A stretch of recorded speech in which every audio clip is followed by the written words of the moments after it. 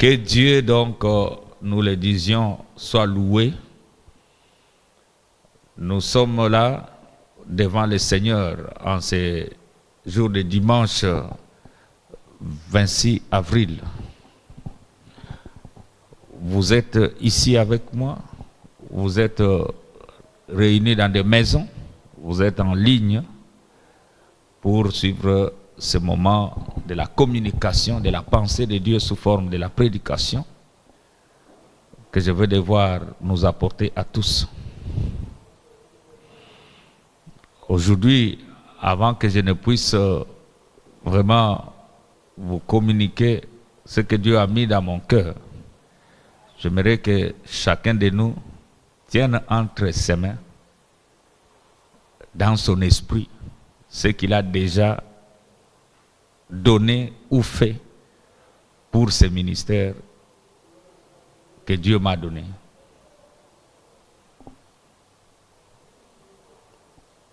Tenez entre vos mains un esprit. Depuis combien de temps tu es dans notre église? Ou depuis combien de temps tu suis mon ministère? Ou tu es attaché à mon ministère? Qu'as-tu déjà fait pour ce ministère? Je veux prier pour toi, pour que je ne te doive rien du tout. Je veux que Dieu soit celui qui doit te devoir quelque chose. Je ne sais pas si cette tautologie-là est permise en français. Mais je ne suis pas français, vous le savez, je suis congolais. Pourquoi je le dis? Pendant ces temps durs, vous savez que nous avions des frères et sœurs ici dans notre église à qui Dieu a accordé des grâces. Ils sont partis à l'étranger. Certains nous ont oubliés. Ils ont oublié leurs racines. Ils ne savent même pas qu'ils viennent de quelque part. C'est vraiment très mauvais d'oublier ses racines, d'oublier d'où l'on vient. Il y en a certains qui sont comme cela. Et dans notre inquiétude, Dieu nous fait un clin d'œil pour nous dire que même s'il y a d'autres à gauche qui vous oublient, qui oublient leurs racines, il y en a d'autres qui se souviennent de leurs racines. Nous sommes dans des moments difficiles. Mais lorsque vous regardez derrière moi là-bas, vous trouvez un lot de chaises que nous avons reçues cette semaine. Un lot de chaises que nous avons reçues d'un frère à qui Dieu a accordé des grâces et il est parti aux États-Unis. Il s'est dit, pour mon église, il faut que je fasse quelque chose. De tels frères sont à peu près comme Néhémie l'était quand il était auprès du roi à Babylone, alors que la ville où était le sépulcre de ses parents était en ruine. Il ne pouvait pas se donner du sommeil. Et là, j'ai dit à nos amis qui sont à l'extérieur, si tu ne peux rien faire, mais respecte quand même d'où tu viens. Parce qu'il y en a qui manquent même du respect de là où Dieu les a tirés. Mais celui-là donc, Dieu lui a mis à cœur que pendant ces moments de confinement, ces moments difficiles, le monde est en train de traverser des moments difficiles. Il a fait un lot de chaises, vous les voyez là, ce sont des chaises neuves, qu'il a donné à l'église pour que nous continuions à célébrer les cultes. Et que quand les gens s'en seront déçus, que Dieu se souvienne de lui et qu'il les bénisse. Alors pendant que j'ai prié pour ces frères la nuit, Dieu m'a dit que tu ne prieras pas seulement pour lui.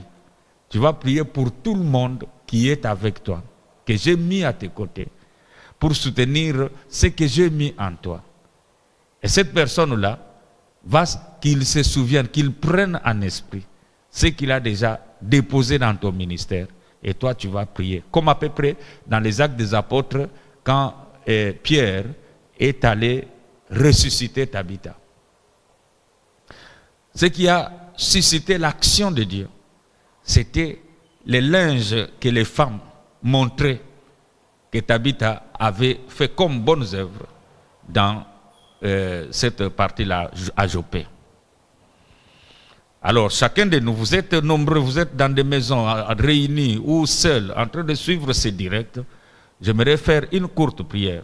Et j'aimerais aussi que chacun de nous prie pour les frères, spécialement pour les frères qui ont fait cette activité des chaises. Il y en a d'autres. Lorsque j'étais aux États-Unis en 2018, il y avait l'autre qui nous avait fait don de certains matériels que nous utilisons pour la communication ici, d'autres l'amplificateur, il y a les drums ici qui sont achetés par ceux qui sont ici sur place.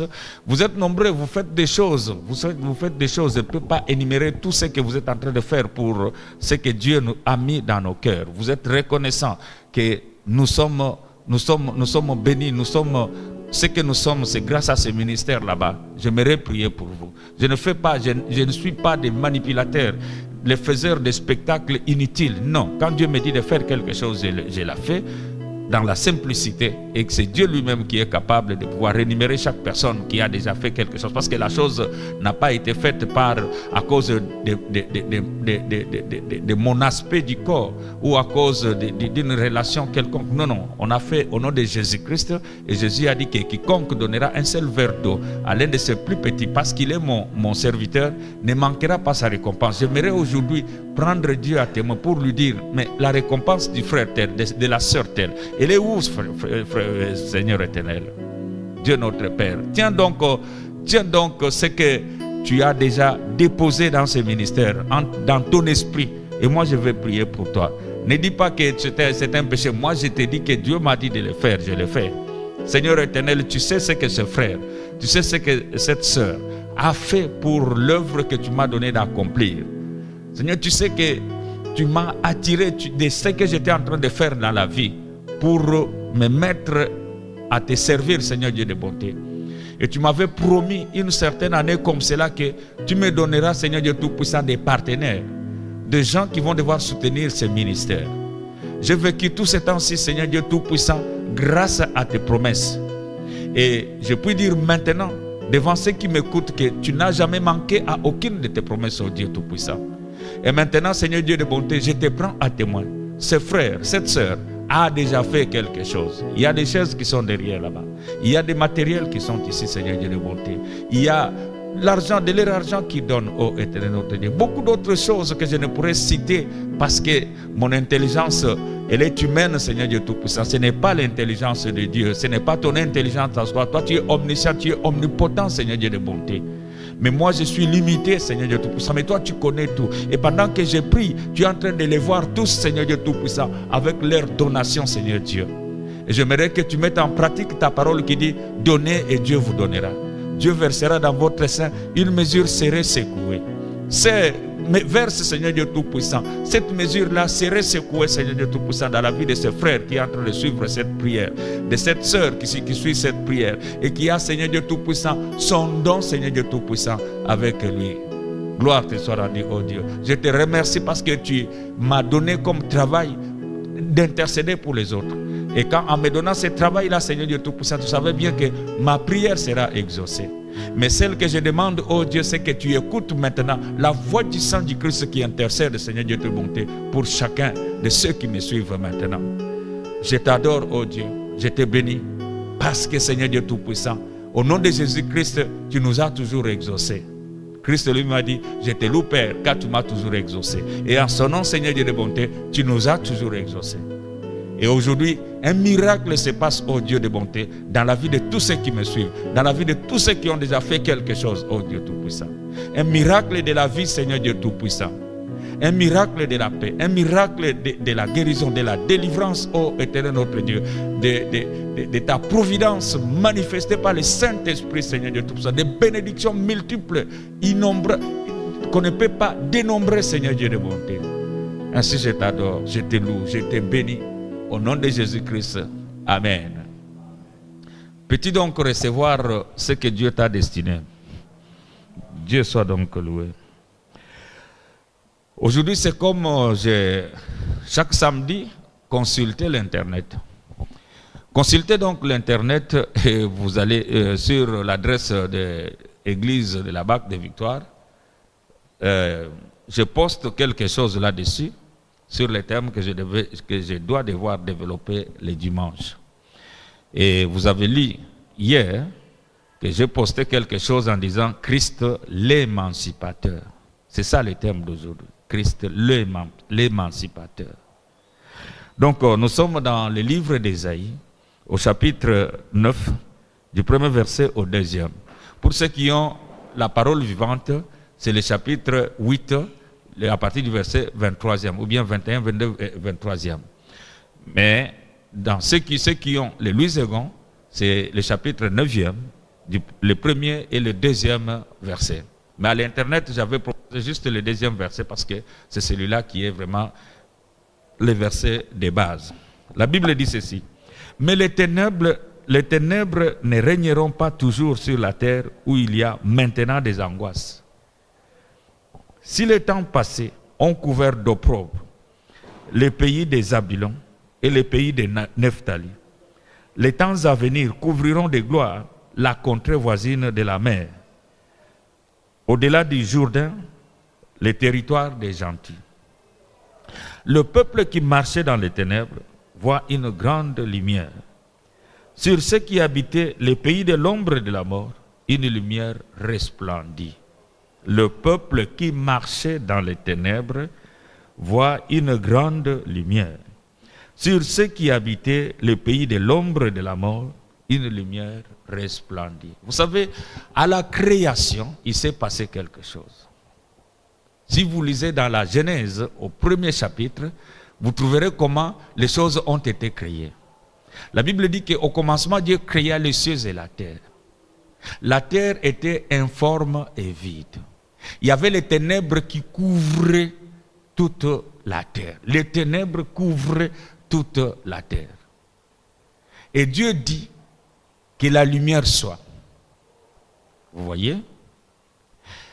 Et lorsque l'on nous parle de la création des cieux et de la terre, on ne nous parle pas comment cela s'était passé. Au commencement, Dieu créa les cieux et la terre. Comment? On ne nous dit pas. Mais la lumière, on nous dit comment elle a été créée. Dieu a prononcé la parole. Et je crois que quelque part dans le livre aux Hébreux, on dit que la terre a été créée par la parole de Dieu. Mais ici, dans ces chapitres premiers de la Genèse, on ne nous montre pas comment la parole de Dieu avait créé la terre. Au chapitre premier, la terre, les cieux et la terre. Mais nous croyons qu'elle a été créée comme cela parce que les livres aux Hébreux nous le disent. Mais il y a une preuve de la création de la lumière. Dieu dit que la lumière soit. Il prononça la parole et se fit la lumière. Et les versets qui suivent, après cette prononciation de cette parole-là qui a créé la lumière, nous dit ceci: Dieu vit que la lumière était bonne. Alléluia. Et Dieu sépara la lumière des ténèbres. Et même dans toute notre vie, il est difficile de pouvoir réaliser quelque chose dans les ténèbres. Très difficile. Qu'il n'y ait pas de l'électricité chez vous à la maison et que vous vouliez chercher quelque chose dans votre maison, il va falloir que vous ayez la lumière. La lumière, elle est bonne. Dieu vit que la lumière était bonne. Et il sépara la lumière des ténèbres. Frères bien-aimés dans le Seigneur, il faut que nous puissions marcher dans la lumière. La lumière est le synonyme, le symbole des choses qu'on ne peut pas cacher. Des choses louables, des bonnes choses. Tandis que les ténèbres, vous savez, des œuvres du diable, on dit les œuvres des ténèbres. Les œuvres qui ne sont pas louables. Les ténèbres, c'est aussi le synonyme de la souffrance, de beaucoup de difficultés que la personne peut traverser dans sa propre vie. Et ici, dans le livre d'Ésaïe, c'est un chapitre messianique, ayant trait au Messie, à Jésus-Christ. Et quelque part, dans les évangiles, quand Jésus a commencé à faire des miracles à Capernaum, à prêcher en Capernaum, on a dit qu'afin que s'accomplisse ce que Ésaïe le prophète avait annoncé, le peuple assis dans les ténèbres a vu une grande lumière. Alléluia. Jésus-Christ est la lumière du monde. Jésus-Christ est celui qui est venu projeter la compréhension des choses, la compréhension de la vie. La lumière, c'est aussi ce que je peux appeler aujourd'hui la compréhension de comment la vie doit pouvoir être vécue dans ce monde ici que Dieu a créé. Et c'est Christ qui est venu avec cette véritable compréhension pour que chacun de nous comprenne comment sa vie peut être vécue. À moins que tu ne comprennes comment la vie, comment les choses peuvent marcher dans ce monde pour toi, tu ne vivras que des ténèbres en ténèbres, des problèmes en problèmes, des souffrances en souffrances. Mais tu ne peux pas vivre avec Jésus-Christ, tu ne peux pas dire que tu es de Christ, tu ne peux pas t'attacher au Christ et ne pas chercher à comprendre ce que Dieu te veut dans la vie. J'ai dit à l'un de mes disciples, l'un de mes collaborateurs, tu es quelque part, il faut que tu pries, que tu poses à Dieu la question de savoir qu'est-ce que je suis venu faire ici? Qu'est-ce que je suis venu faire ici? Vous voyez? Il y a des questions qu'il faut se les poser dans sa vie. Lorsque l'on ne sait pas se poser des questions sur sa vie et chercher des réponses à ces questions-là, alors on n'arrivera à rien du tout. Les Occidentaux avancent beaucoup parce qu'il y a des questions qui se posent. Et il y a des réponses qu'ils cherchent à donner à ces questions-là. Maintenant, dans le monde entier, nous avons ces problèmes qui tourmentent, qui troublent le monde entier. D'où est venue cette maladie de coronavirus? C'est une maladie qui a mis le monde à terre. Les grands de ce monde sont à terre. Waouh! Vous savez, hier, j'ai vu sur Internet que le président Donald Trump a dit quelque chose. J'ai dit à mon ami l'évêque que vraiment, votre président, il est au bout. Il voudra du bien pour son peuple, il voudra du bien pour le monde, mais il ne sait pas trouver des solutions. Il est au bout. Vous savez ce qu'il a dit? Je crois que vous le savez bien sûr parce que vous êtes toujours à l'internet, tout le monde là qui me suivait.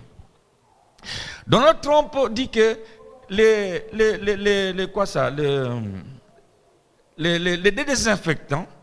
désinfectants tuent ces microbes de coronavirus en moins d'1 minute.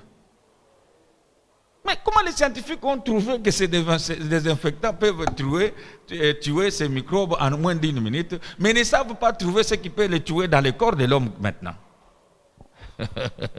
J'ai eu pitié de ce président. Il voudra qu'il y ait des solutions. Vous savez, nous sommes en train de vivre, j'ai dit à quelqu'un hier que cette histoire ici, donc vous voudriez que ça finisse, mais ça continue toujours. Regardez par exemple nous ici en RDC, on a pensé que l'état d'urgence qui avait été proclamé pour la première fois allait finir à la fin du mois d'avril ici. On arrive là, on trouve qu'il n'y a pas de solution, il faut prolonger. Vous savez, ça stresse, hein? Ça stresse beaucoup. Nous sommes dans des problèmes, frères bien-aimés dans le Seigneur. J'ai dit aussi à quelqu'un d'autre que, vous savez, je ne suis pas habitué de trop sortir de chez moi. Je reste, la plupart de mes temps, je reste souvent à la maison. Mais maintenant, ce n'est pas tellement différent. Mais à cause seulement du fait que ce fait de rester chez moi m'est imposé par la situation qui est dehors, ça me stresse. Ça me stresse. Et pour ceux qui vivent en Occident, à la fin de cette histoire, les psychologues auront beaucoup de travail. Beaucoup de travail. Parce qu'il y aura beaucoup de maladies psychosomatiques qui seront développées dans les gens pendant ce temps ici. Frères bien-aimés dans le Seigneur, cela ressemble aux ténèbres. Est-ce que je suis avec vous? Je crois que je suis avec vous, bien sûr. Partout où vous êtes, je crois que je suis avec vous. Vous êtes à Londres, vous êtes en France, vous êtes en Belgique, vous êtes en Chine, vous êtes à Dubaï, vous êtes en Europe, vous êtes aux États-Unis, vous êtes en Amérique du Sud. Partout où vous suivrez ces directs ou cette vidéo par YouTube, je vous demande, je nous demande de vraiment servir Dieu maintenant en partageant aux autres. Parce que la parole de Dieu doit être prêchée. Les gens du monde entier doivent comprendre que c'est seul Christ qui est capable de jeter la lumière dans le monde. C'est seul Christ qui est capable de donner l'inspiration pour trouver des solutions aux problèmes posés par beaucoup de choses qui nous arrivent dans le monde. Moi-même, je vivais une vie de ma jeunesse. Mon père est décédé, vous savez, quand j'avais 5 ans. J'ai vécu vraiment des problèmes et des problèmes depuis mes 5 années d'âge jusqu'à ma 25e année. Il n'y avait que des problèmes sur problèmes. Mais un jour, j'ai rencontré le Christ. J'aimerais que quelqu'un qui m'écoute aujourd'hui rencontre ce Jésus-là. Jésus est l'émancipateur véritable. Jésus est l'émancipateur. Vous savez, quand j'ai rencontré le Christ, ma première rencontre avec lui, il m'a dit, je savais bien que le diable allait te cribler, tourmenter ta vie de temps en temps. Et c'est pour cela que je suis venu pour te sauver de tous ces tourments-là. Aujourd'hui, toi qui m'écoutes, tu es ici, sache bien que Christ est le seul sauveur. Et il est le seul qui puisse vraiment te délivrer de tous tes tourments. Sois sûr. Et lorsque tu t'attaches à lui, même si les choses tardent, la Bible dit que mais les ténèbres, quand on dit que mais les ténèbres, ça dit qu'il y a une situation. Mais cette situation-là, quand une phrase commence et on arrive quelque part, on met peut-être une virgule, ou pas même une virgule, on dit mais, le mais là annule tout ce qui était devant là. Il y a les ténèbres, il y a des difficultés, il y a des problèmes. Tu as des problèmes, tu as des difficultés dans ta vie. Mais ces difficultés-là ne régneront pas toujours dans ta vie. Tu es malade, la maladie ne régnera pas. Il y a le roi des rois, le Seigneur des seigneurs, c'est Jésus-Christ. Son règne à lui, il est éternel. Laissez-le régner dans ta vie. Laissez-le régner dans votre vie. Dis-lui, Seigneur, viens régner en moi, roi puissant, viens régner dans ma vie. Lorsque vous faites de Jésus roi de votre vie, il va devoir t'émanciper cette vie-là. L'émancipation veut dire tout simplement la révolution. Or, la révolution, c'est cette capacité-là de changer les choses. Les choses anciennes passent. La Bible dit que si quelqu'un est en Christ, il est une nouvelle créature. Les choses anciennes sont passées, voici toutes choses sont devenues nouvelles. À la place d'être esclave, vous serez libre. Et aujourd'hui, je proclame ta liberté au nom de Jésus-Christ. Sois libre, libéré de cette maladie-là. Libéré de tous ces problèmes-là qui t'assaillent. Libéré. Il y a des familles entières qui vivent dans les ténèbres. L'Afrique entière est en train de vivre dans les ténèbres. Le paludisme règne en Afrique. Mais gloire à Dieu, Dieu est en train d'utiliser les hommes, les Africains, pour trouver les problèmes au paludisme en Afrique. Frères bien-aimés dans le Seigneur, vous savez qu'il y a un médecin qui s'appelle de mon nom aussi, hein, il s'appelle aussi Jérôme. J'ai dit à maman pasteur, vous savez, les Jérômes font des choses dans le monde. Les Jérômes font des choses dans le monde. Son nom est partout, par-ci, par-là. Il a trouvé quelque chose qui donne la solution à ce que nous sommes en train de vivre ici. Et par bonheur, il est de la RDC. Je l'ai suivi hier sur Internet en train de dire que mon cœur est en train de battre pour mon pays. Quand j'ai trouvé ça, j'ai proposé d'abord à mon pays. Mais mon pays, mon pays n'a pas bien pris ce que j'avais trouvé, ce que j'avais comme trouvaille. Et lorsqu'on lui posait la question, qu'est-ce que tu as créé? Est-ce que c'est toi qui as créé ça? J'aimais vraiment. Cet homme a dit, l'homme ne crée rien. La plante a été créée par Dieu. Moi, j'ai rédigé le protocole. J'aimais la phrase de ce jeune homme. Il n'a que 33 ans, frère. Et toi, tu as quel âge? Et tu attends quoi? Ce jeune homme de 33 ans est connu mondialement. Il dit que partout où l'on parle du paludisme, il n'y a pas de conférence sur le paludisme dans le monde que je ne puisse participer. Je dois être là. Et pour son projet, il avait besoin de 4 millions de dollars. Et c'est ça que la RDC n'a pas voulu risquer. C'est ça le problème de plusieurs personnes. Ils ne veulent pas risquer. Alors il a mis ça sur Internet. Et au Madagascar, le ministre, je ne sais pas si c'est de la santé ou des affaires étrangères de Madagascar, je crois de la santé, a mordu sur l'hameçon. Il a appelé. Et il est parti. Le Madagascar a pourvu à ces 4 millions de dollars. Frères bien-aimés dans le Seigneur, nous devons bien comprendre comment les choses marchent dans le monde. Alléluia. Est-ce que nous sommes ensemble? Oui, nous le sommes, bien sûr. Amen. Alors, aujourd'hui, tu dois retenir quelque chose. Il ne sera pas nuit éternellement. Est-ce que je suis avec vous? Il ne sera pas nuit éternellement. Il doit toujours avoir l'alternance. La nuit finira, l'aurore finira par pouvoir apparaître. Et ça, soit dans l'allégresse. Même si tu es en train d'endurer certaines choses, dis-toi maintenant que mon apôtre a dit que ces souffrances ici ne seront pas éternelles.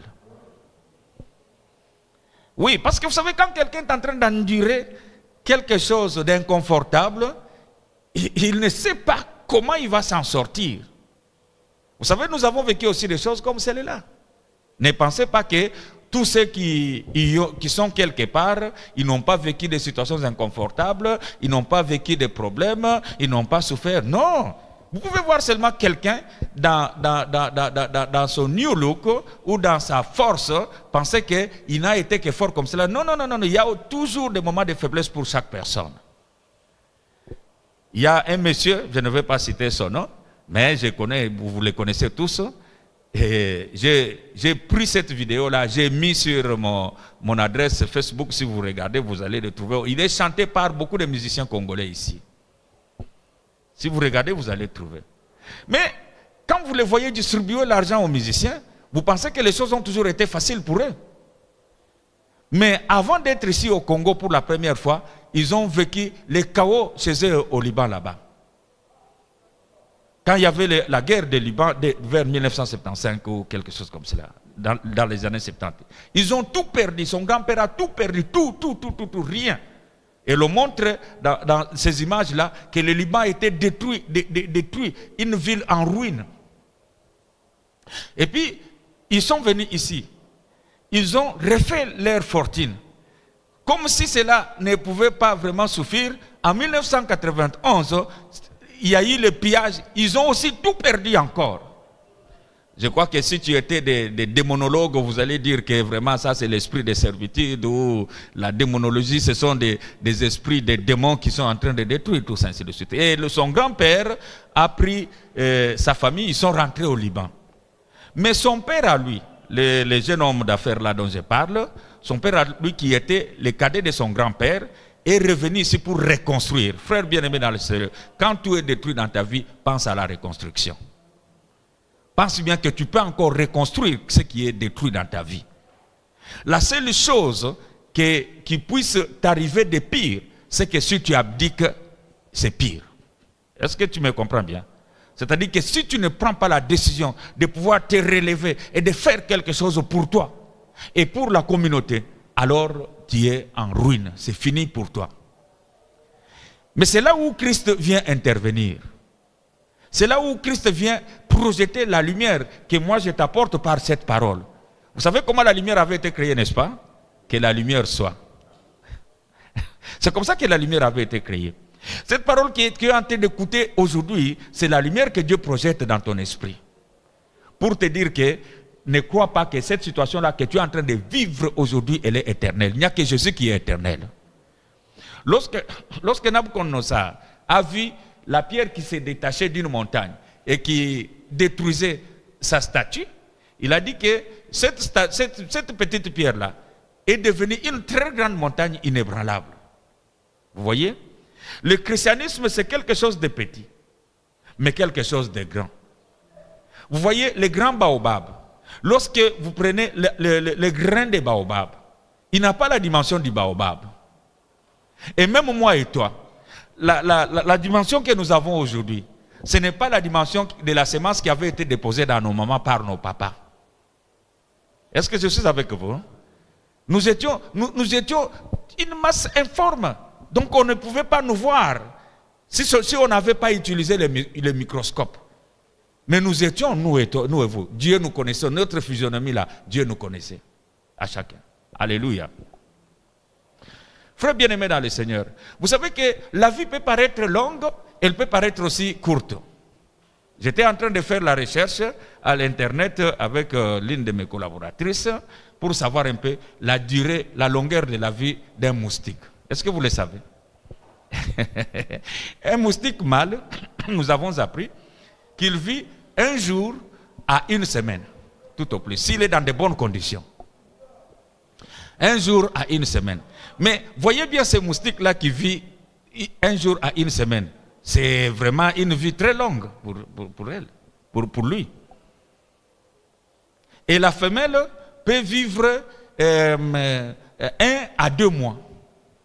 1 à 2 mois. Si c'est plus, c'est à peu près 3. S'ils sont dans de bonnes conditions. Et moi, j'ai dit, waouh, Dieu est vraiment merveilleux. Dieu est vraiment merveilleux. Il crée des choses donc, qui nous dépassent. Je vais vous surprendre. Et cette petite bestiole ou cet insecte petit là, qui ne vit qu'une durée courte, vous savez combien d'œufs elle pond à un seul coup? 150. Et pendant les 2 mois là, 2 mois ou un peu 3 mois là, il ne peut que pondre 5 fois. Donc quand je fais le calcul, 150 fois 5, ça fait, dans toute la durée de sa vie, le moustique engendre 750 moustiques.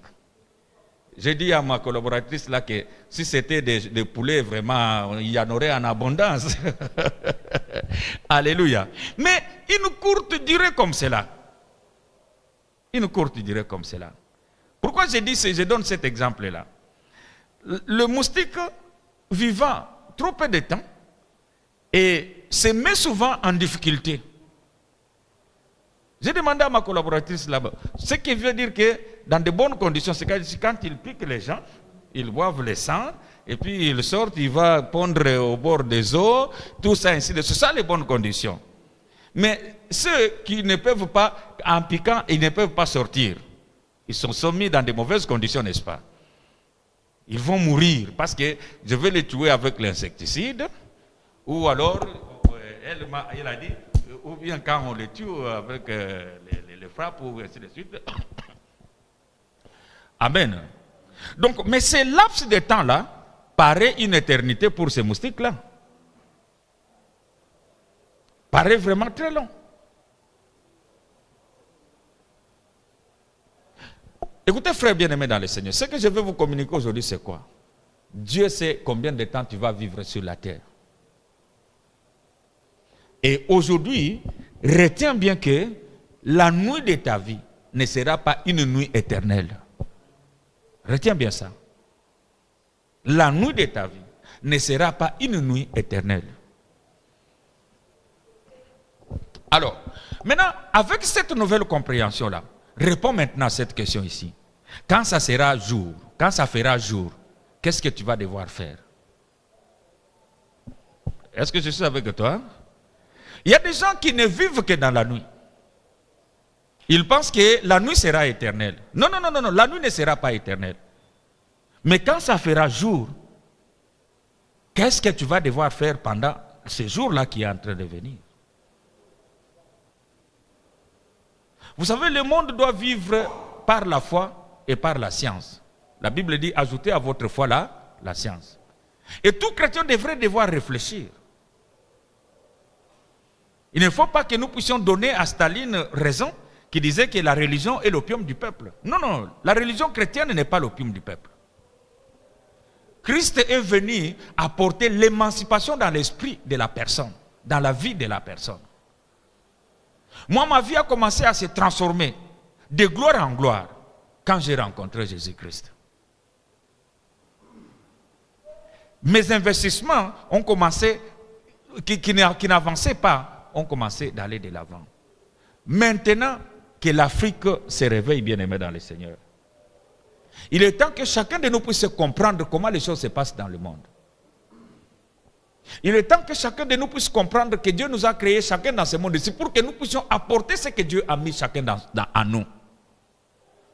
Pour la communauté. C'est-à-dire que comme tu es là, tu as quelque chose que tu dois apporter à notre église. Tu as quelque chose que tu dois apporter à ta famille. Il y a des gens qui sont tellement esclaves qu'ils ont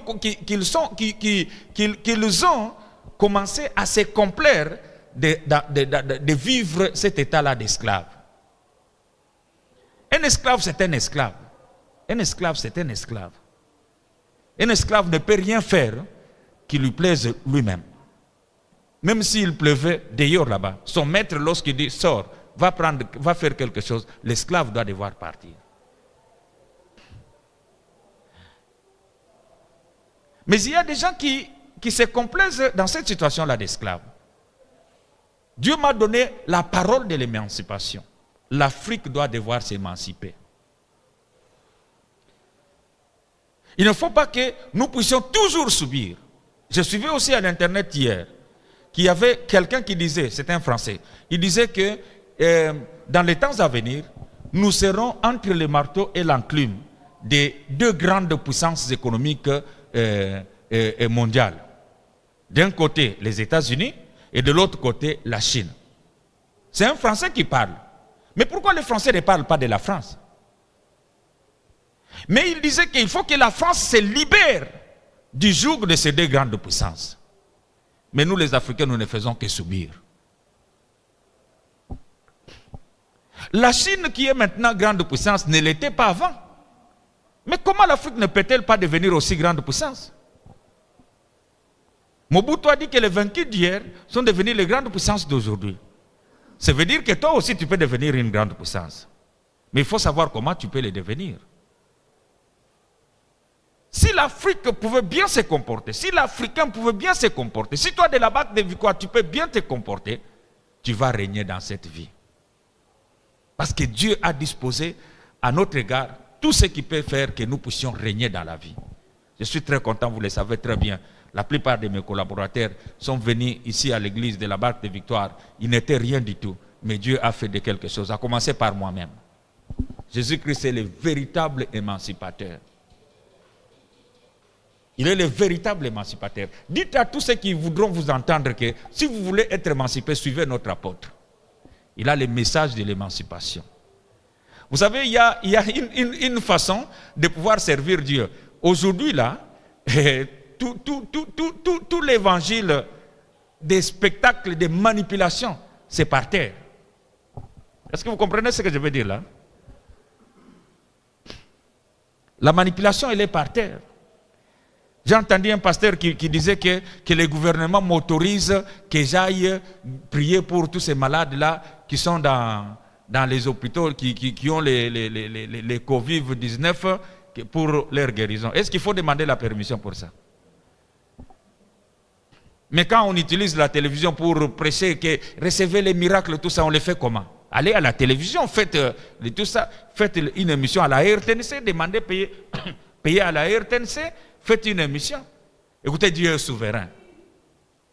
Vous voyez, n'est-ce pas? C'est le temps où nous, les prédicateurs, nous devons reconnaître la souveraineté de Dieu. Nous pouvons prier pour les uns et les autres.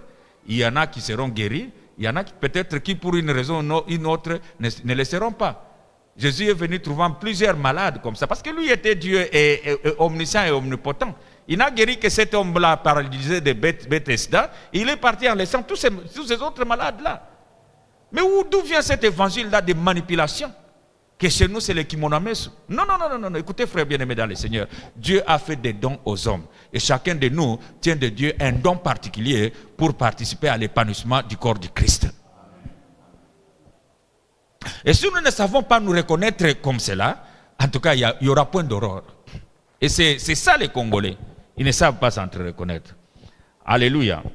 Il est temps que chacun de nous comprenne comment ça marche dans le monde. Et cette compréhension est synonyme du recouvrement de la vie. Je vais lire le dernier texte qui est dans la Nouvelle Alliance avant de pouvoir finir cette prédication d'aujourd'hui. Luc chapitre 4, à partir du verset 17e au 21. Luc chapitre 4, verset 17e nous dit ceci. Et on lui remit le livre du prophète d'Ésaïe. L'ayant déroulé, il trouva l'endroit où il était écrit: l'Esprit du Seigneur est sur moi, parce qu'il m'a oint pour annoncer une bonne nouvelle aux pauvres. Il m'a envoyé pour guérir ceux qui ont le cœur brisé, pour proclamer aux captifs la délivrance et aux aveugles le recouvrement de la vie, pour envoyer libres les opprimés et pour publier une année de grâce du Seigneur.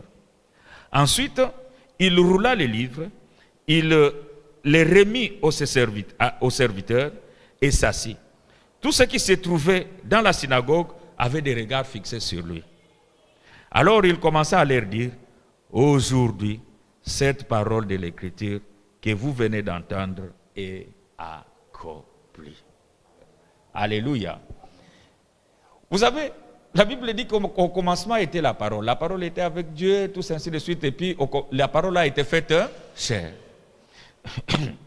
Cette parole-là dont Jésus parlait, que ça venait de s'accomplir, il avait lu ça où? Dans le parchemin. On dit qu'il le trouva, il a cherché, il a trouvé l'endroit où il était écrit, l'Esprit du Seigneur est sur moi. Vous savez, il y a des trouvailles qui sont orientées par Dieu. Il y a des choses qui nous arrivent dans la vie, que nous réalisons dans la vie, mais ne sachant pas que c'est Dieu qui nous a orientés de pouvoir réaliser ça. Laisse que Dieu te fasse faire des choses qui vont faire la joie de ta vie. Que Dieu te fasse faire des choses qui vont vraiment faire la joie de ta vie. Alors, frères bien-aimés dans le Seigneur, il ne faut pas accepter de toujours être dépendant des autres. Ça, c'est la première des choses que tu dois donc comprendre. C'est la première des choses que tu dois comprendre dans ta vie. Et quand vous allez en Occident là-bas, il y a moins de gens qui acceptent cette dépendance-là des autres. Je vous ai parlé de ce Français-là qui dit que nous serons entre les deux grandes puissances du monde, les grandes puissances économiques. Les États-Unis d'un côté et la Chine de l'autre. Mais la France, où sera-t-elle? Il ne faut pas que la France soit l'esclave de ces deux puissances-là. Il n'accepte pas. Mais vous voyez, dans les réseaux sociaux, plusieurs compatriotes, l'Amérique a abandonné tel, l'Amérique a abandonné la RDC, l'Amérique. Est-ce que nous devons vivre dépendants des Américains? Est-ce que nous devons vivre dépendants de la Chine? Et lorsqu'il s'agit de toi, tu vas toujours continuer à vivre dépendant de ces gens-là. De qui tu dépends? Moi, je sais que ceux qui peuvent dépendre des uns et des autres, c'est juste le mari et la femme. La femme doit dépendre de son mari.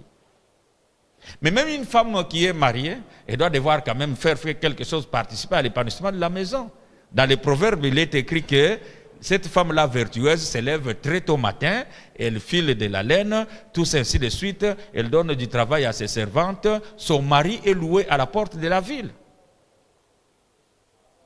Frères bien-aimés dans le Seigneur, vous êtes de la barque de victoire, l'oisiveté dans la barque de victoire, nous ne voulons pas. Nous sommes en train de vivre la nuit du temps, la nuit dans le monde, mais sache bien que le coronavirus va finir.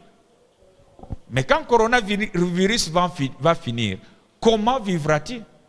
Nous ne devons pas être là toujours en train de penser corona va finir. Corona va finir. Avec les trouvailles que Dieu est en train d'illuminer les uns et les autres. Mais l'Afrique doit devoir penser, les Africains doivent devoir penser qu'ils puissent apporter un nouvel ordre mondial. C'est-à-dire que le monde doit aussi dépendre des Africains. Dans quelques autres domaines. Il ne faut pas qu'ils viennent seulement prendre nos matières premières ici. Mais nos scientifiques peuvent produire aussi un certain nombre de choses. Ce jeune homme ici de 33 ans, ce médecin-là, n'a voulu que 4 millions de dollars. Et je disais à quelqu'un hier, mais dans les 63 millions qu'on a donnés par les FMI là, pour combattre le Covid. Mais qu'on donne à ces jeunes hommes, c'est 4 millions, même qu'on lui donne même 10 millions.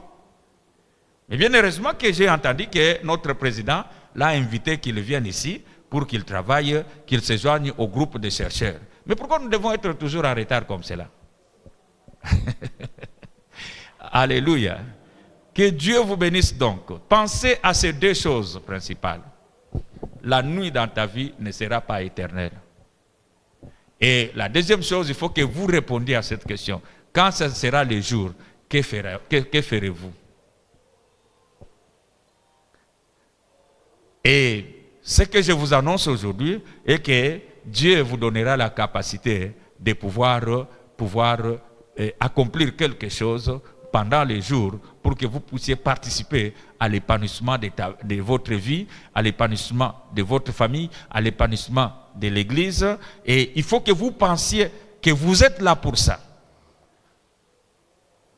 Si vous pensez seulement que vous êtes là seulement pour que les gens s'occupent de vous, alors vous êtes en train de faire fausse route. Vous êtes là pour vous occuper aussi des autres, pour participer à l'épanouissement.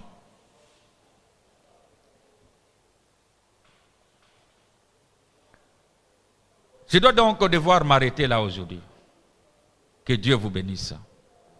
Que Dieu vous bénisse. Que Dieu vous bénisse.